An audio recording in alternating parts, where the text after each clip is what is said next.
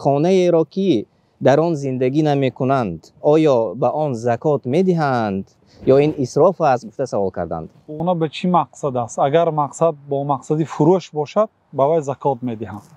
اگر با مقصدی مثلا تحفه برای فرزندش یا برای با مقصدی آینده زندگی کردن باشد زکات نمی دهد. لیکن با مقصدی فروش که باشد یا گوید که اگر پولی نقد آمد می فروشم، گفتگی مقصد که داخل شد زکات میشه. یعنی خانه را فروخته شود بعد از آن زکات میدهد یا اینکه خانه ایستاده است و ساختمانش حالا جنبست نشده است از آن هم زکات میدهد؟ فروشد یا مراتب زکات میدهد. از عمومی مبلغش 2.5% فایزش رو میدهد.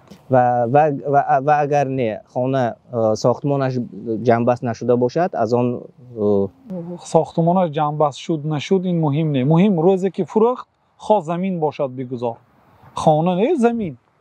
همین که فروخت مبلغش میدهد. اگر نفروخت و هیچ کس نفروخت نمیدهد.